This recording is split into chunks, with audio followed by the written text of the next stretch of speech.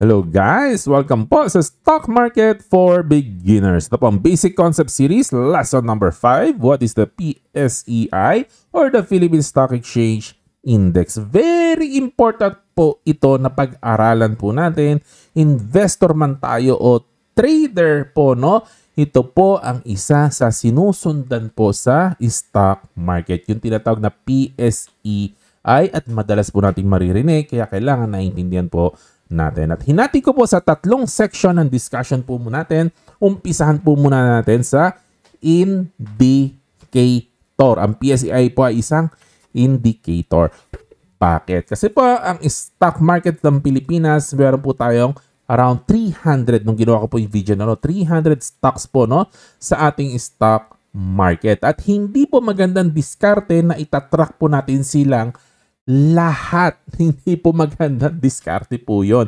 Madalas po, ang gagawin lang po natin o ang ginagawa po ng mga tao, namimili lang po ito ng representative. Isang maliit na grupo po na siya na yung magre-represent sa kabuuan. At yun po ang tinatawag na stock market index. No? Ito po ay group na pinili na stock na siya yung magre-represent sa buong market. No? At usually po, ang stock index po, ang index po, yung mga nandun sa loob ng index, yung pinili na representative, ang namimili po yung exchange mismo or sometimes specialized index provider katulad sa US po. So sa Pilipinas po, ang namimili po kung sino yung magre-represent sa stock market index po ay si PSE, si Philippine Stock Exchange. Sa Pilipinas po, ang index po natin, yung main index po natin sa Pilipinas, yung PSEI. Sa US po, ang sikat po doon yung S&P 500. Sa Japan naman po, ang stock market index nila doon, yung Nikkei 225. Okay? Maliwanag po ba? Ayan. So, ito pong PSEI or the Philippine Stock Exchange Index, ito po yung indicator na nangyayari sa buong Philippine stock market. Bakit? Kasi ang laman po nito ay yung 30. Namili po ng 30 na pinakamalalaking kumpanya sa Pilipinas, At most traded. Ang pinaka top na companies na interesado talaga ang lahat ng trader at lahat ng investor. Sila talaga yung pinapasok ng karamihan ng trader at investor po, Ayan. Kaya po, ito pong 30 na to, siya yung nagre-represent sa kabuuan. Itong 30 na to, siya ang nagre-represent dun sa 300. 30 na lang ang susundan natin. At yun na, Yun na ang heartbeat ng buong 300. Siya na yung nagpapakita ng trend sa buong stock market, Okay, maliwanag po ba, guys? Ayan, At dahil siya yung representative ng buong stock market, dapat po ay sakop niya iba't ibang negosyo. Hindi po pwedeng ilang negosyo lang. Kailangan sakop niya halos lahat ng negosyo. Kasi representative ka Ang pangit naman kung walang representation yung ibang business, Okay? So sa PSEI, andito iba't ibang klaseng negosyo. May bangko, okay? May real estate. Ayan, may utilities, may energy, may tubig, may consumer, may pagkain, may mall, gano'n, may industrial, may manufacturing, halos lahat po talaga, Minimix talaga ito para maganda. Maganda siya talaga. Nare-reflect niya talaga yung nangyayari sa stock market pati sa economy ng Pilipinas. Okay po ba? At ito po ang 30 na companies nung na-record ko po itong video po na to, August 2025. Ito po yung 30 companies. Kung titingnan po ninyo, yung kanyang sector ay halo-halo talaga. May kuryente, may property, may bangko, may pagkain, may sigarilyo, may alak, may minahan. Ayun. So talagang may telecommunication, may chichirya. So talagang nire-represent niya po iba't iba't negosyo kasi nga representative na. Kaya kailangan kalat na kalat po sila. Okay? Malimalang po ba? Ayan. So bakit itong 30 na companies na to nasa PSEI, itong 30 na pinakita ko? Kasi sila yung pinaka-malalaki. Ito po talaga ang criteria para maisama ka sa 30 companies na to, dito sa index na to. Dapat malaki at dapat actively traded. Ibig po sabihin actively traded Ito talaga yung 30 companies na dito interesado halos lahat na karamihan ng investor at trader sa Pilipinas. At ito po ang nakaka-attract ng atensyon at interest ng investor, local man o nasa ibang bansa. Kaya talagang ito ang nagre-reflect ng Philippine stock market's overall health. Ayan, maliwanag po ba? Ayan. At kung ang presyo po ng bawat kumpanya ay tinatrack natin ang presyo, di ba? Nacha-chart po yon. Ito din po si PSEI, nacha-chart din po ang presyo po niya. Paano na-derive ang presyo ng PSEI? Ina-average po yung presyo nung 30 companies po na ito. Hindi ko na po ikukwento at bibigyan sa inyo ng example kung paano ang mathematics po nito. Kasi syempre hahaba po tayo, tsaka syempre baka masiraan tayo ng ulo, no? Kasi hindi naman math ang concern natin dito. Basta alam natin ina-average yung presyo ng 30 companies na ito para makita natin ano ang presyo ng PSEI. At ganito ang itsura ng chart niya nitong nakaraang 4 na taon, no? Ayan, so makikita po natin ang average price po nung 30 companies po na to, pumapalo po ngayon, nung na-record ko po ito, around 6,339 pesos. Minsan tumataas, minsan bumababa. Nacha-chart din po yan. Katulad po ng individual stocks. Ayan, no? At kung titingnan po natin yung chart, kung ang PSEI, no, ay tumataas, no, ang chart niya, tumataas ang chart niya, ibig sabihin, marami.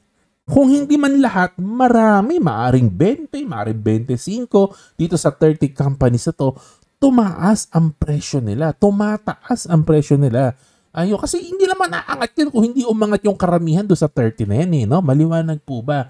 So kung karamihan po sa 30 companies na to ay tumaas ang price, ibig pong sabihin, no, maraming company sa iba't ibang klase ng negosyo tumaas. Ibig pong sabihin, yung mga investor confident. Nagkaroon sila ng confidence sa buong market po natin o sa buong economy po natin. At madalas po ang dahilan nun, may magandang balita, no? Katulad ng mas malaking kinita or maganda ang balita talaga sa buong mundo. Halimbawa, bumababa ang presyo ng langis. O yun, di ang gandang balita po noon, di po ba?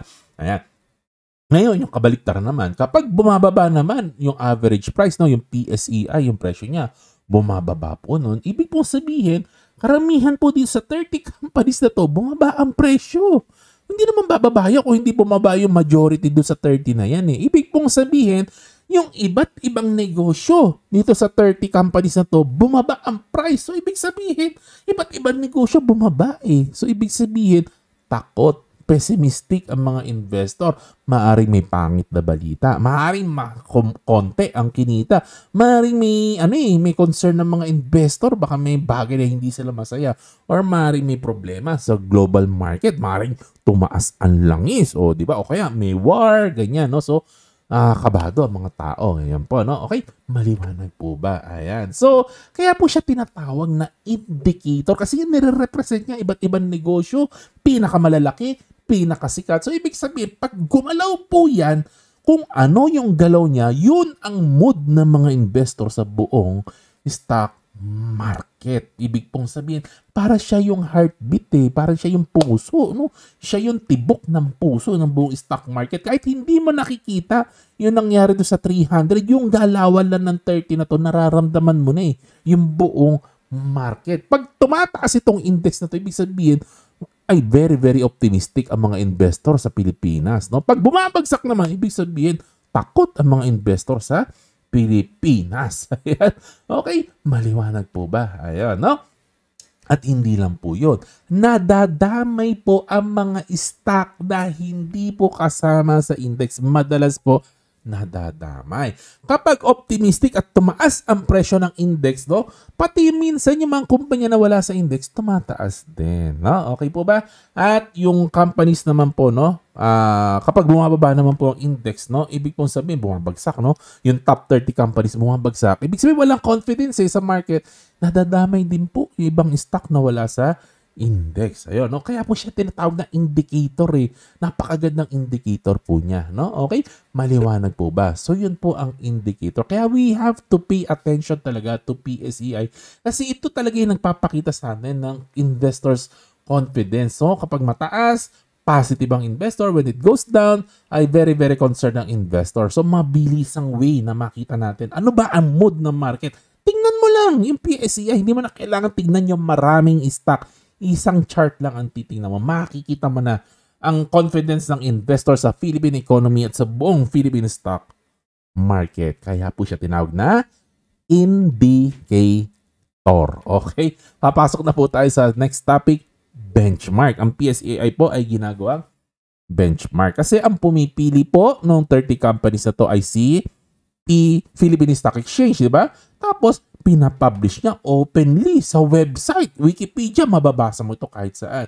Ibig pong sabihin, kahit sino po sa atin, ikaw, ako, fund manager, o sino man, pwede nating kopyahin ito. Ibig sabihin, pwede tayong hindi mag-isip. Pwede tayong mag-invest sa stock market. Kukopyahin lang natin yung 30 companies na ito na hindi na tayo nag-iisip. Pwede po yun. Pwedeng gawin po yun. At marami pong gumagawa po nun. Kaya ang tawag po dito ay yardstick or benchmark. Kasi pwede kang mag-invest na hindi ka nag-iisip at nangongopya ka lang. Ano?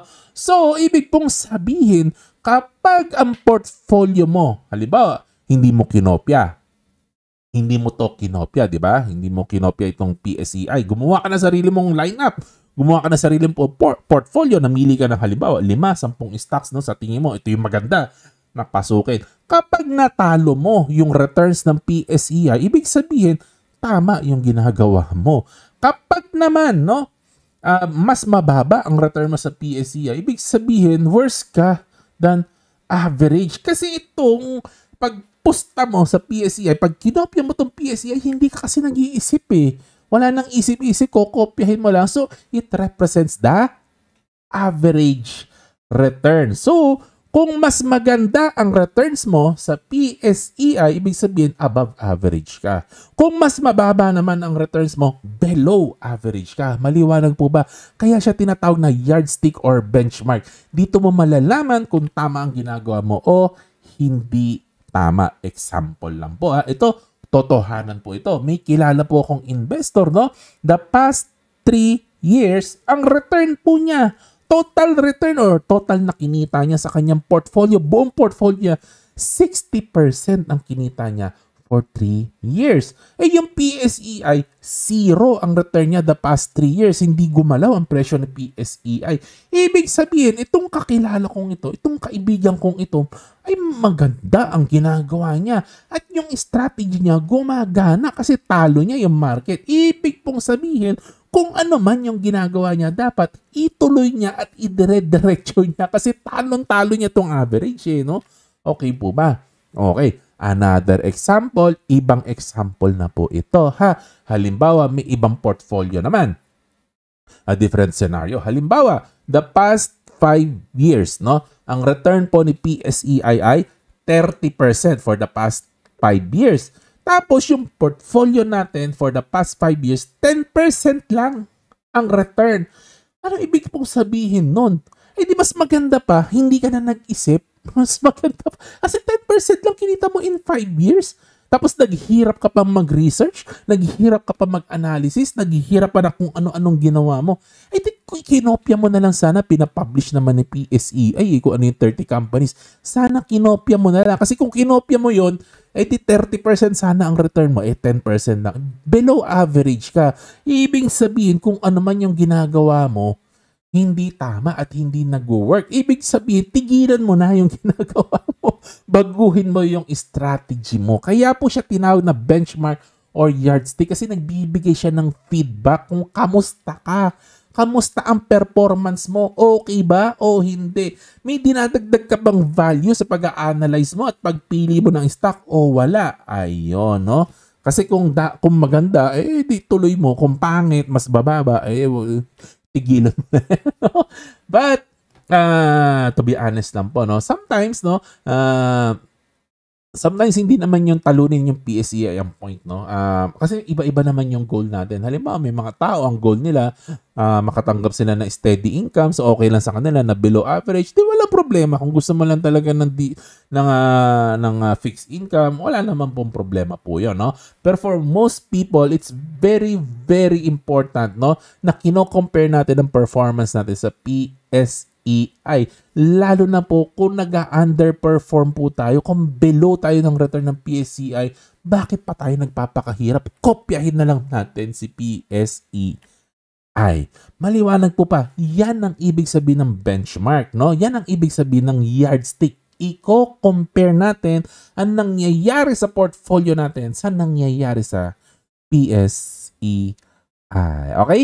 Pasok na po tayo sa third topic, additional consideration. Ito, madadali na lang po ito, no?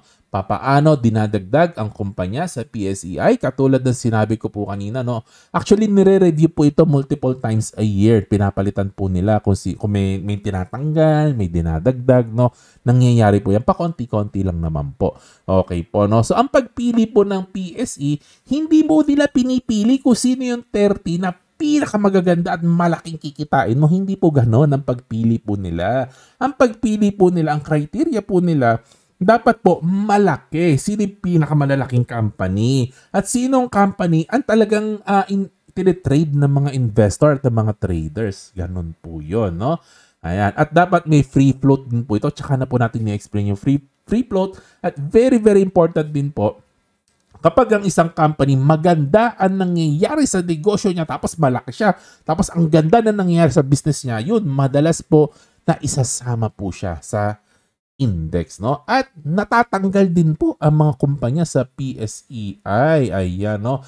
Halimbawa, bumaba po ang value ng company or hindi na interesado masyado ang mga traders at investors sa company, natatanggal po, no? At madalas po, no, ang underlying po talaga dito ay nagde-decline po ang business. Minsan, kailangan na po siyang tanggalin sa PSEI. Ayan po, no? At ang next topic po, paano naman po mag-invest sa PSEI, no? Isa sa pinakamadaling way po, bilhin po natin si FMETF. Ito po, isang stock lang ang bibilin mo, si FMETF lang, no? Pag nandun ka sa broker account mo.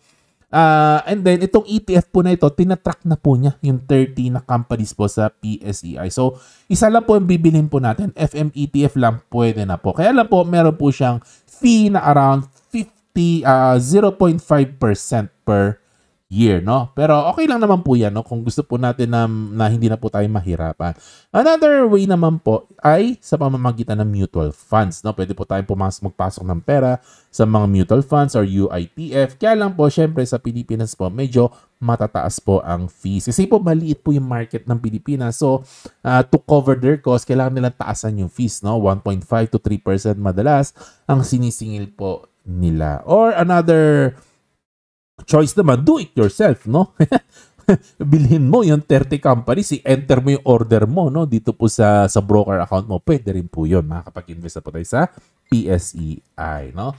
Limitations ng PSEI, syempre, hindi siya yung 300 na stocks, no? 30 out of 300 lang. At napapansin po natin, no, kung mini-screenshot po natin kanina, kung ipopost po niyo yung video natin kanina, although tinatry po ng PSEI na i-represent yung buong stock market, madalas po talaga, ang dami po doon nagfo-fall po sa property, banking, at saka conglomerates, no? Ayan, mga holding companies po, no? Ayan.